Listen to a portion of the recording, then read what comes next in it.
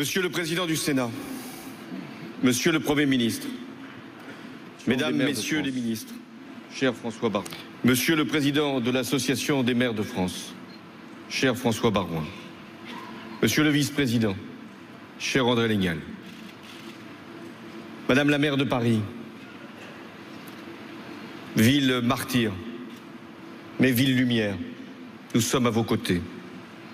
Mesdames et Messieurs les maires, à travers vous, c'est la France qui est rassemblée, soudée dans l'épreuve, unie dans la même résolution, être capable de faire face aux circonstances. Elles sont aujourd'hui exceptionnelles.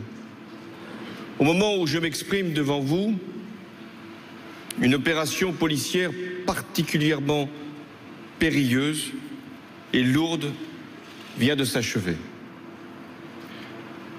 Elle visait à neutraliser cette nuit des terroristes logés à Saint-Denis qui sont en lien avec les auteurs des attentats et des crimes odieux de vendredi soir. 2 de ces terroristes sont morts dans l'assaut et il y a eu des interpellations. J'imagine l'angoisse qui a saisi au petit matin les habitants de Saint-Denis. Et je salue leur sang-froid. Je veux également dire toute ma solidarité à l'égard du maire de Saint-Denis, qui avait déjà connu l'attentat près du Stade de France vendredi, et qui, une fois encore, était là, auprès des forces de l'ordre au moment où l'assaut a été donné. Je veux enfin exprimer toute notre gratitude, notre admiration à l'égard des forces de l'ordre, des policiers qui ont lancé l'opération. Ils connaissaient le danger.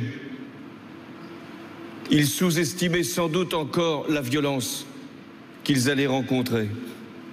Et ils ont été jusqu'au bout de leur mission. Plusieurs ont été blessés. Et je pense aussi à ces policiers, les mêmes et d'autres, qui sont allés au Bataclan dans des conditions terrifiantes pour aller chercher les terroristes et là encore les neutraliser. Mesdames et Messieurs les maires, la France est fière de disposer de forces de cette qualité pour protéger nos concitoyens. François Hollande devant les maires de France qui sont réunis à Paris au Palais des Congrès. Il confirme Il une parle fois toujours. encore que nous sommes dans la guerre. Une guerre contre un terrorisme qui lui-même a décidé de nous mener la guerre. C'est l'organisation djihadiste Daesh. Elle dispose d'une armée, de ressources financières, pétrolières. Elle occupe un territoire. Elle a des complicités en Europe et dans notre propre pays avec des jeunes islamistes radicalisés. Elle commet des massacres là-bas et veut tuer ici. Elle a tué.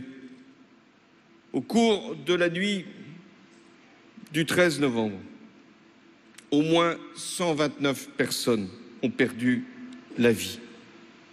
Nous pensons à elles, à ces femmes, à ces hommes qui ont été lâchement assassinés, blessés, traumatisés.